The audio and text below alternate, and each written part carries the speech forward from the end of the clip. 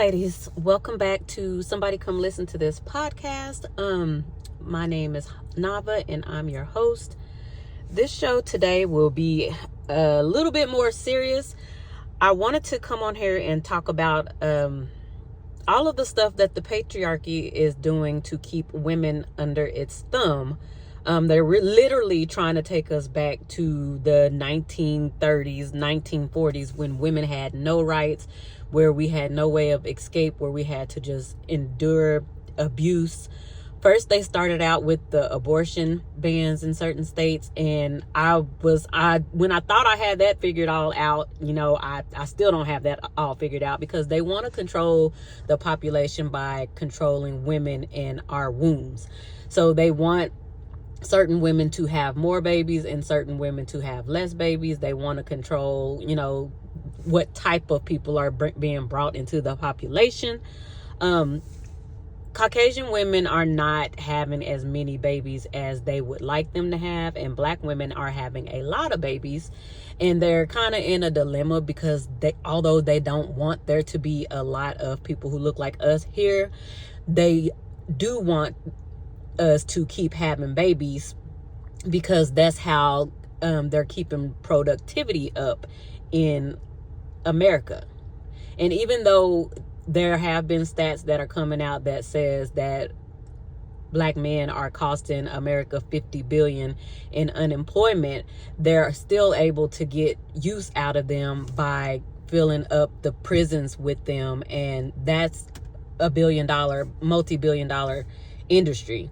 So they can put them in there and make them work for free labor, aka slavery. It's in the Constitution, it's in our Constitution that that's the only way you can still have a slave, is to make him if he's a criminal. So the prisons are saturated with black men because they're getting free labor out of them. And so although I know a lot of you don't like Princella talking about what white women are going through, and y'all want her to just focus, and also me, y'all want us all to just focus on what's going on between black women and black men.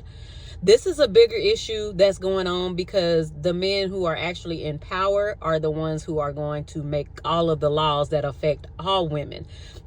This is why white women had to fight for themselves, and they had to get off and under them, because they were being abused. They couldn't get bank accounts, they couldn't go to work. They're trying to make it like that again. So you're going to see in this video, we're talking about the 2025 project, new laws that they're talking about putting on the books, and we're also going to talk about the no-fault divorce laws that they're trying to put back on the books, meaning that women cannot, they're looking at the stats, and over 70% of women are the ones who are filing for divorces. It's not men who are filing for divorces, because men are the ones that actually benefit from marriage, because they get all of their needs met. They get sex, they get free cooking, they get a maid, they get a housekeeper, they get free childcare from these women, and the women go to work and help them pay the bills. So men are coming out on top. So the patriarchy, the men at the top know this, and they need women to keep these men, they're literally living in a heaven while putting women in literal hells. Like, women are suffering in these relationships. That's why so many women are filing for divorce, because it's like, you'll hear many women say, it's like when you're married, you have like another child, especially if you have children. You're doing all this stuff before you get pregnant and have kids, but after you have children, you notice that, okay, now I got to do all this stuff for my kids, and he's still not helping. And some is worse for some more than others. But yeah, I'm going to get into these videos, ladies, and then I'll come back with my commentary. And also, you guys, if you have anything to add onto what I said about the whole abortion laws, I thought I had it all figured out why they're doing this, because they wanted, white women to have more kids, which is probably partially true. And they want us to have less kids, I thought, but I think they also in some ways want us to have more kids so we can keep filling up the prisons and making them billions off of these black males that they know are powerless.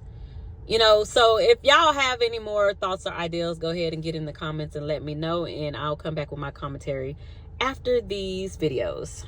Texas, Louisiana, and Nebraska are trying to get rid of the no-fault divorce laws. This could potentially mean that hundreds of women are trapped in abusive marriages. This was certainly the plan all along. They are very actively working to put women back into the kitchen with no rights and no access to a way out. From my perspective, it looks a lot like men are having trouble competing with women, and this is their revenge. Very quickly, women have surpassed men in many ways. Financially, in terms of education, we have not had a very long period of time where we have had access to these things. And rather than doing anything to improve themselves, going to therapy, getting more education, becoming a better partner, men are choosing to attack women instead. They can't handle you being better, so they're gonna make you worse. came up with a new scheme to attack women's freedom. This time they're coming after divorce. No-fault divorce became legal as early as 1969. It's what allowed millions of people to file for divorce without having to prove there was marriage misconduct, like adultery or abuse. You know when you see celebrities filing for divorce because of irreconcilable differences? That's no-fault divorce. But now some conservatives are trying to take this right away, claiming that no-fault divorce destroys the sanctity of marriage and that the system is rigged against men, especially if children are involved. A lot of this conversation has been driven by so-called men's rights activists online, but some right-wing politicians are beginning to take it up too. Last year, the Republican Party of Texas even petitioned to rescind unilateral no-fault divorce laws and support covenant marriage. While no-fault divorce laws are still intact, the rising backlash against them is worrisome, especially for women. Prior to no-fault divorce laws, the process of dissolving a marriage was often adversarial and even traumatic. In the early days of divorce proceedings in the 1800s, America's laws closely mirrored those of England. Husbands could file for divorce solely due to adultery, but women had to prove more had happened than that. Proof of abuse, rape, or desertion was often not enough to be granted a divorce. In some places, there were even laws in place that determined the number of times a man could assault his wife before she was allowed to divorce him. And that's if divorce was even allowed in the first place, because in some places, it wasn't. It wasn't until 2010, just 13 years ago, that all 50 states adopted no-fault divorce laws. And these laws do have benefits. States that enacted these divorce laws saw female suicide rates decline by approximately 20%. From 1976 to 1985, states with no-fault divorce laws also saw domestic violence rates drop by 25 to 50%. Murder rates of women by intimate partners fell by 10%. Like many recent anti-abortion bills we've seen, attacking no-fault divorce is another way to restrict women's personal freedom and rewind the hard-won gains gender equality advocates have made over the past few decades. Taking away no-fault divorce isn't just going backwards, it's downright dangerous. The Republican Party's agenda for women in this upcoming 2024 election is pretty clear. They want us married to men and having their children, and that is the only thing they want for us. They don't want us to be single mothers.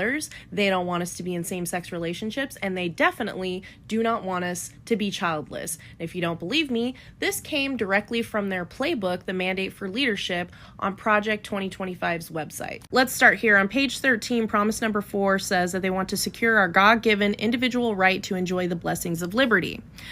They say the pursuit of the good life is found primarily in family, marriage, and children. On page 451, one of their goals for the Department of Health and Human Services is to promote stable and flourishing married families. Families comprised of a married mother, father, and their children are the foundation of a well-ordered nation and healthy society. Unfortunately, family policies and programs under President Biden's Health and Human Services are fraught with agenda items focusing on, quote, LGBTQ equity, quote, subsidizing single motherhood, disincentivizing work, and penalizing marriage. These policies should be repealed and replaced by policies that support the formation of a stable, married, nuclear family. Working fathers are essential to the well-being and development of their children, but the United States is experiencing a crisis of fatherlessness that is ruining our children's futures. Mind you, nowhere in here in this entire document are they addressing the root cause of fatherlessness at all. At no point have they held fathers accountable for this, but I digress. In the overwhelming number of cases, fathers insulate children from physical and sexual abuse, financial difficulty, or poverty, incarceration, teen pregnancy, poor educational outcomes, high school failure, and a host of behavioral and psychological problems. By contrast, homes with non-related boyfriends present are among the most dangerous place for a child to be. HHS should prioritize married father engagement in its messaging, health, and welfare policies. So they are pushing that women stay married to the fathers of their children. At no point are they addressing domestic domestic violence or any type of violence against the children or the mother in any way. In this section, social science reports that assess the objective outcomes for children raised in homes aside from a heterosexual intact marriage are clear. All other family forms involve higher levels of instability. The average length of same-sex marriages is half that of heterosexual marriages. Financial stress or poverty, and poor behavioral, psychological, or educational outcomes. So basically they're saying that LGBTQ parents cannot raise their children properly. In their family agenda, they state that the Secretary of Health and Human Services should profoundly state that men and women are biological realities that are crucial to the advancement of life sciences and medical care, and that married men and women are the ideal natural family structure because all children have a right to be raised by the men and women who conceive them. So if you didn't conceive the child you're raising, the Republican Party doesn't believe that you should be allowed to be their parent. Their thoughts on child support. Congress established aid to families with dependent children in 1935 to assist single-parent families who were suffering financially from the loss of a breadwinning husband and father. Within 2 decades, however, the majority of families receiving aid were dependent because of paternal abandonment rather than death. Today, nearly a third of America's children live without a father present in the home, and a fourth of them are enrolled to receive child support. The glaring issue in child support enforcement today is a non-resident father's ability to provide full or consistent child support payments. The literature reflects this divide, as fathers have been categorized as deadbeat dads, then dead broke dads, and now disconnected dads who do not commit to the mother and child. Child support in the United States should strengthen marriage as the norm, restore broken homes, and encourage unmarried couples to commit to marriage. They also believe that home-based childcare should be prioritized over universal daycare. So, in other words, they think that the mother should stay home with the children and there should be a married father out working. I mean, we're literally going directly back to the 50s nuclear family. Concurrently, children who spend significant time in daycare experience higher rates of anxiety, depression, and neglect, as well as poor educational and developmental outcomes.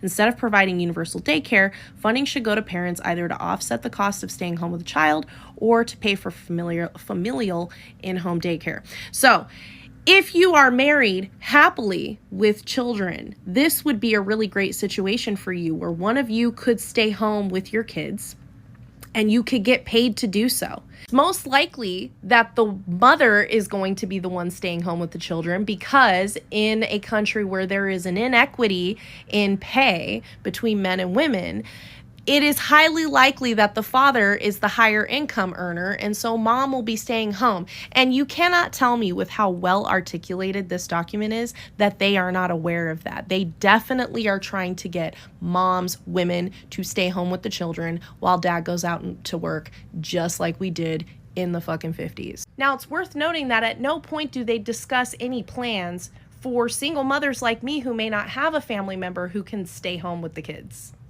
What are we supposed to do? If you were thinking to yourself this whole time, they can't force any of us to do this, that would be a violation of our rights as American citizens, then you would be wrong. Because promise number one is they plan to restore the family as the centerpiece of American life and protect our children. It says here, it's time for policymakers to elevate family authority formation and cohesion as a top priority, and even use government power, including through the tax code, to restore the American family. Now, they've already talked about using child support as a means of restoring the American family. They've already talked about the American family being a marriage between a man and a woman, being a marriage between a man and a woman that includes children that are biologically related to that man and that woman. Where does that leave same-sex couples? Where does that leave single mothers? And where does that leave childless women? And if that wasn't enough for you, they double down here by saying, but the pro-family promises expressed in this book and central to the next conservative president's agenda must go much further than the traditional narrow definition of family issues.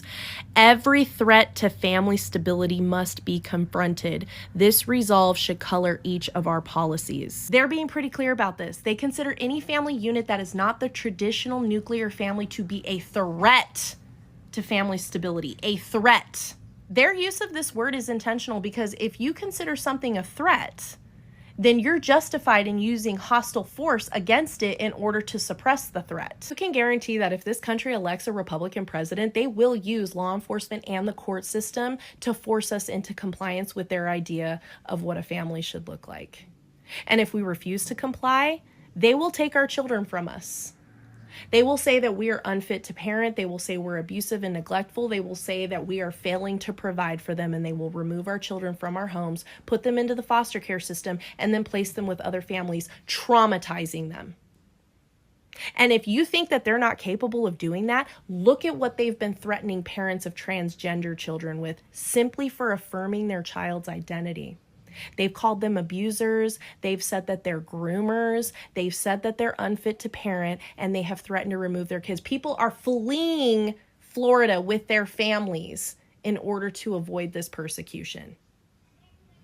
And if you're a woman who has decided not to have children, as is your right, you can expect to experience a heavy tax burden for not having kids. This is how they will force you into having children. So whatever money you think you're saving by not having kids, you're going to see. Project 2025 doesn't just demonize single mothers.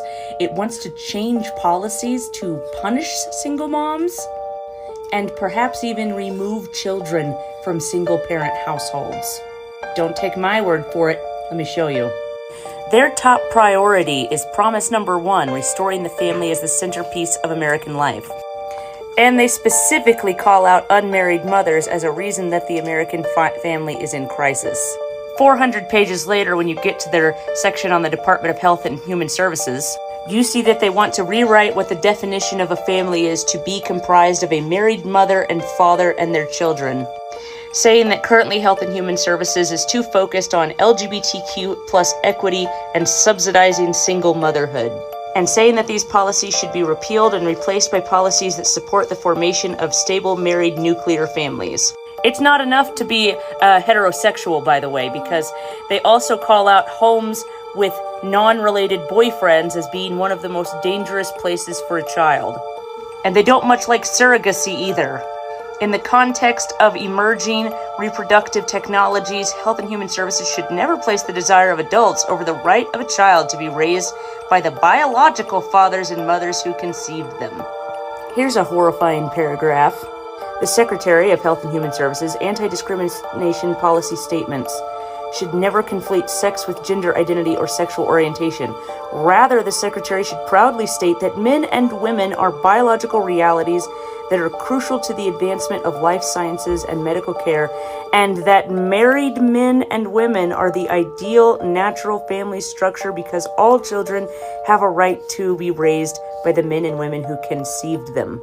They also want to promote reunification as a part of child support, which is terrifying for domestic violence survivors. And they want to institute a healthy marriage and relationship education program in every state-level high school in America, with curriculum on healthy marriages.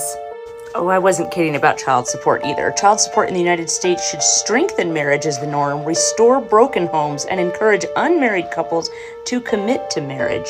There's also a line in here that basically says that if you're the parent of a transgender child, that is child abuse. And if everything I've read hasn't sounded too bad, you haven't been reading between the lines, and this line here should clear it up.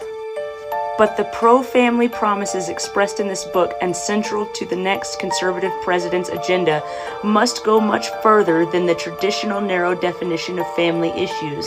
Every threat to family stability must be confronted.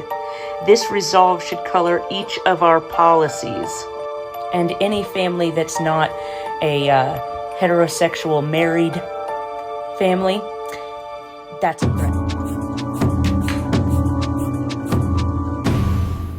There is a new law that I've been waiting for years. What's up, Shira? Exactly. I've been talking about this. There's a new law coming in 2025 called Project 2025. And single mothers and dysfunctional women all over America are upset and they are scared. And I'm glad because I would say for the first time in 40 years, single motherhood is finally going to become illegal and get abolished. The single mother epidemic is finally about to be over. So watch this. Everybody hit the like button. And since their fathers. Husband and wife raise their kid. The chance of this kid going to jail is the same as just the father raising his kids. The problem is the single mother without a father in the picture. The problem is the single mother without a father in the picture. The problem is the single mother without a father in the picture. Facts. All facts. Let me continue. Girls with no fathers have lower self-esteem. We can lower crime, lower mental issues, help the economy, lower suicide rates, and decrease homelessness by bringing back the family nucleus. Bro, 2024 is going to be lit. No more single motherhood. If you have a fatherless baby in 2024, you are an idiot. I'll say it again. If you have a fatherless baby in 2024, you are an idiot.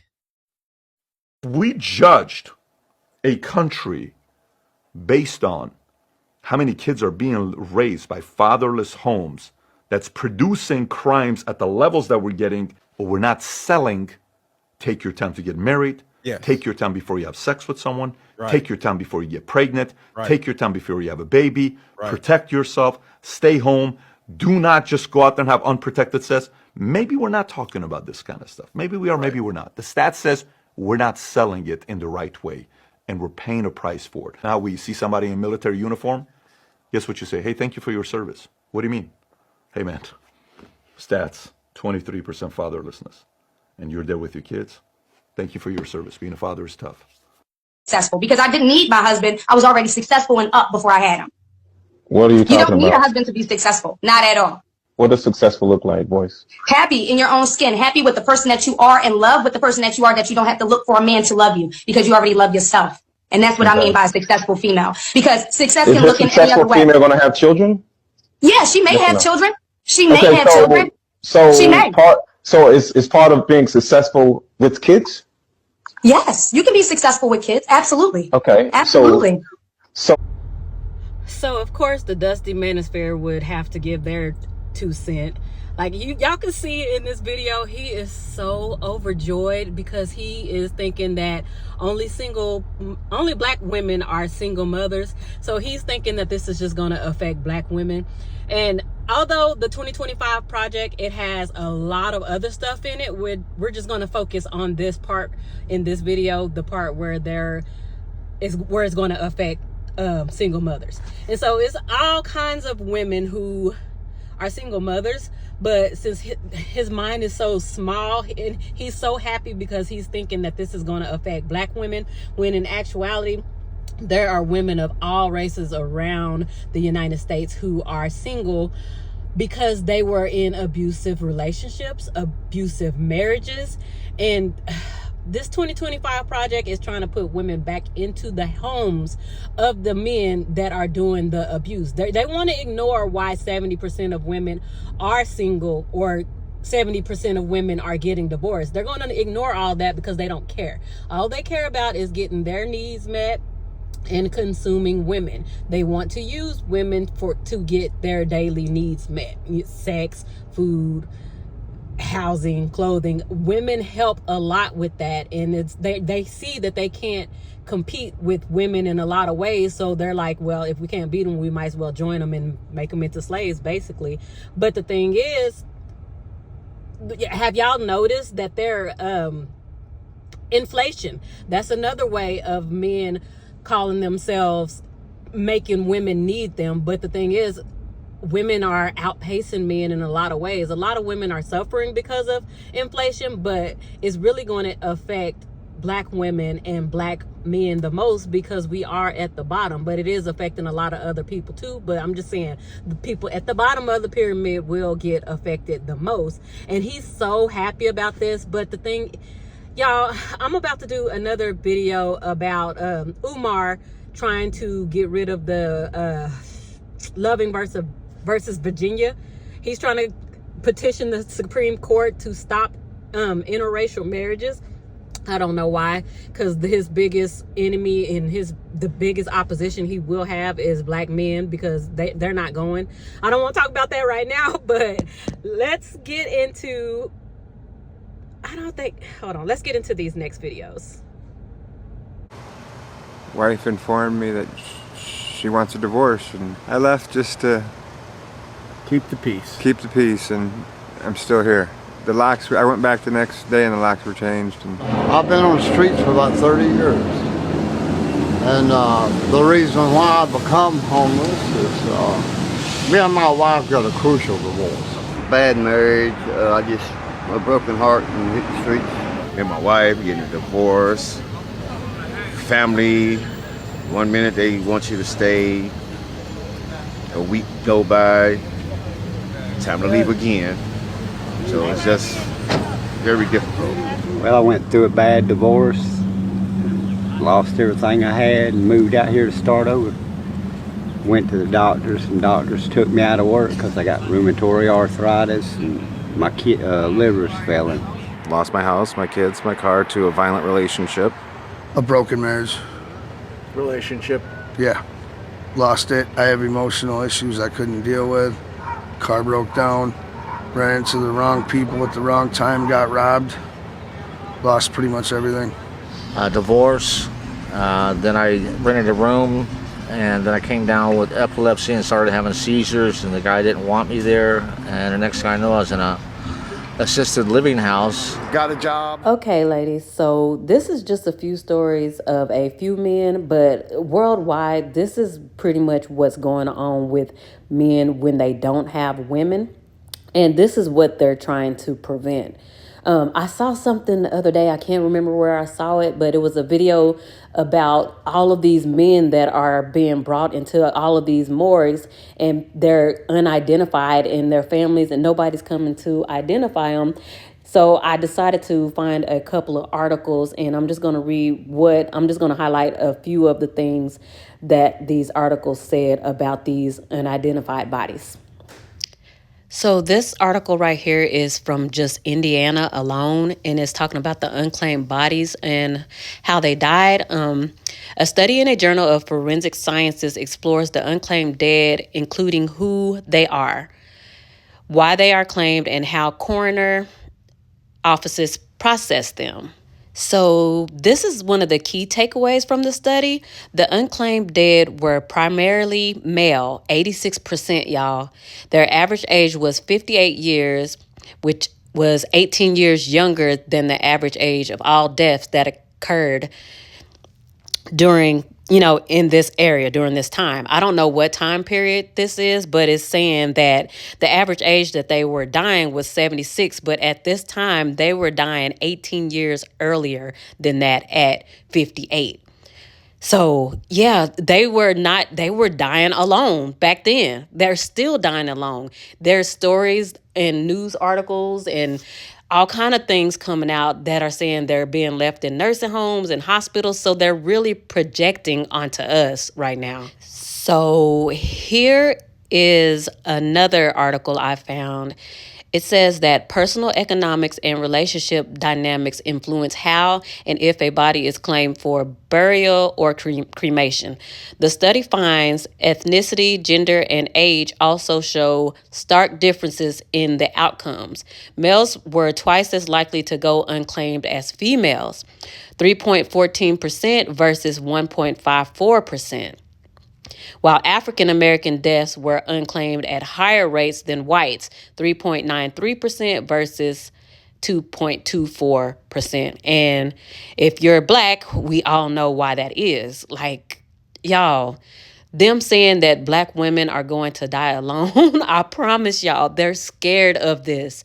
And it's not just them saying it. I've heard other races of men say this too, but they're all scared. That's why the races of men at the top, as we previously saw, they're making laws to try to force women to stay with them because Their own Bible that was written by them says it is not good for man to be alone. And studies have shown that men literally break down physically when they're not with the woman. They have inflammation. Y'all could look this up yourself. I'm not lying.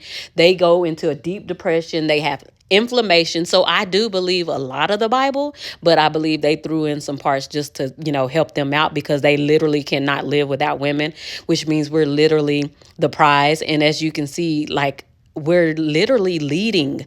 Like, if this is the case, we are literally supposed to be the leaders. And somebody, I wonder who, came and flipped everything back around so they would be in charge. They flipped it around upside down so they would be in charge. But obviously, if you look at the world, it hasn't been working out in their favor. In the world, what we're seeing right now is a result of that, y'all.